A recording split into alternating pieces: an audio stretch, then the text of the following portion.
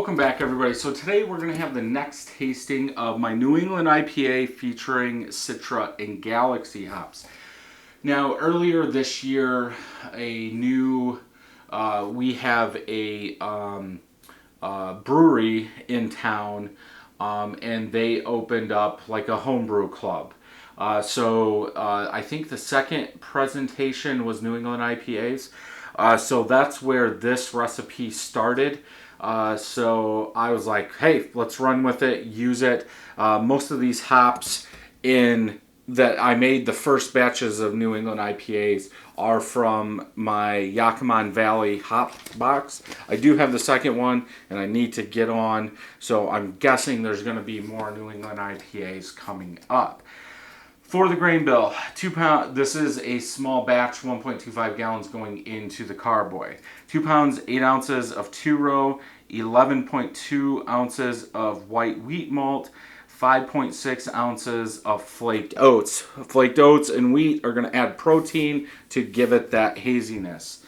For the boil, our boil, 0.15 ounces of Warrior at 30 minutes. Now, I like some more bitterness in my New England IPAs, and so that's why I added that. If you don't, you probably wouldn't have to add any. New England IPA, low IBUs, just I want some more. I didn't write down what this turned or what Beersmith calculated this at, but it's still pretty low. So Whirlpool, 170, take it down after the boil to 170, 0.5 ounces of Citra and Galaxy.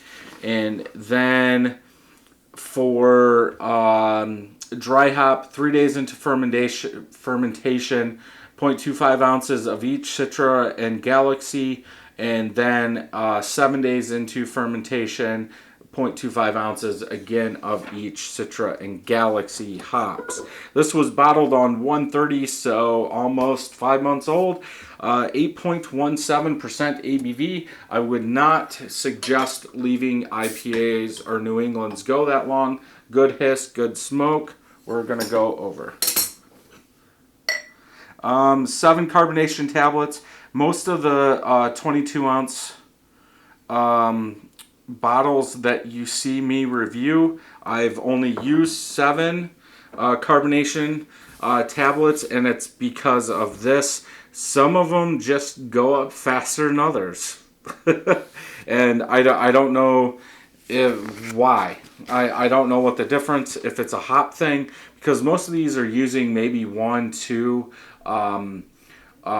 grains and 1, 2, 3, or 4 hops.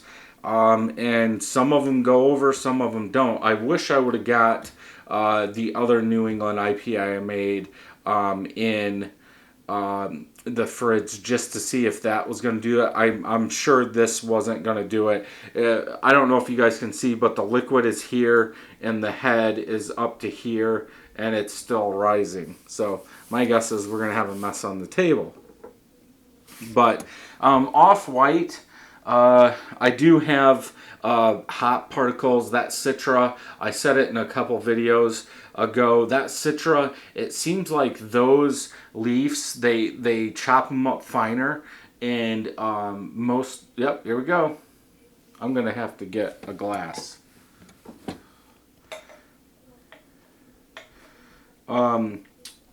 Whoa, yeah, that's murky. Also, when you have a head like that or overcarbonation, it's going to stir everything up from the bottom. I don't know if you can see it, but there's a whole bunch of trube in there, but oh well, that's not going to hurt you.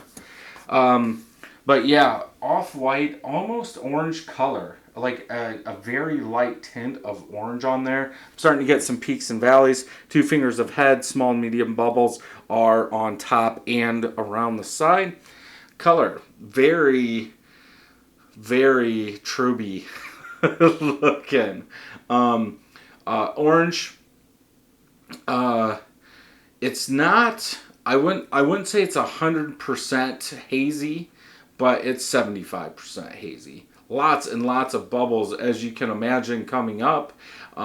stuff floating in there. All those leaves are just blowing up into all those bubbles. Let's go ahead and smell. Danky fruity citrus.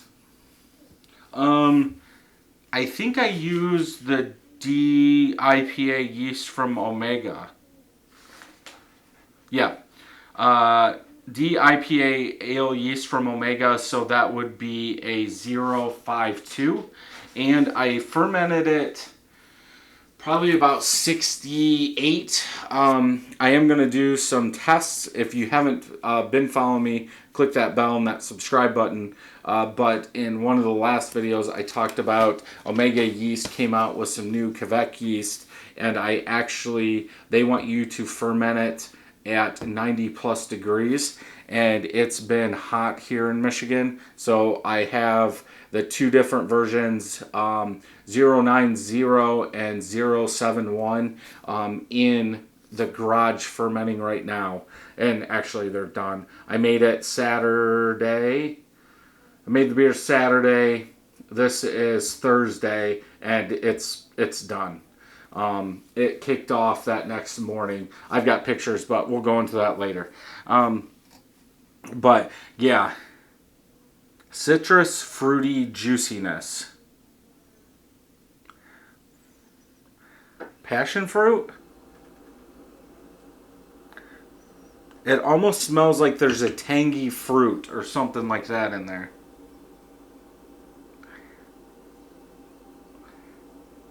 Smells good. I don't know if it smelled like that, the other reviews. Yeah, like a citrus fruity juice bomb with some tangy fruit in there. Let's go ahead and taste.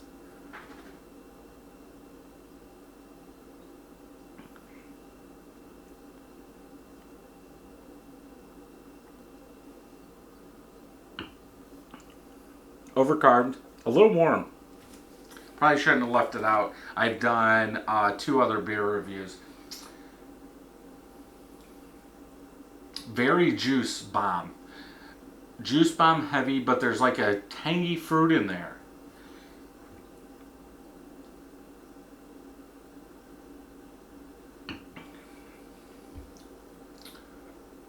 Good mouthfeel. Medium, even though those bubbles are just rapidly popping. Yeah, that tangy fruit really sticks out. I've said it about 5 times now. But yeah, there's a big fruitiness in there. But I don't know what it would be.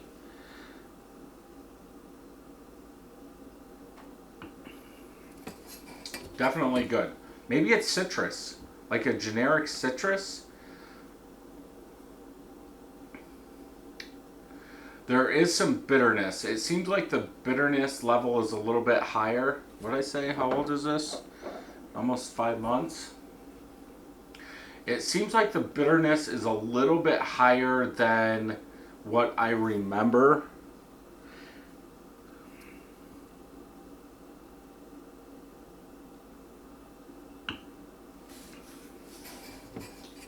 Yeah, just a big juicy fruit bomb with some tang in there. I'm trying to think if it tastes old. It's definitely not oxidized. It's good, but I'm not sure what that tang is. Grapefruit?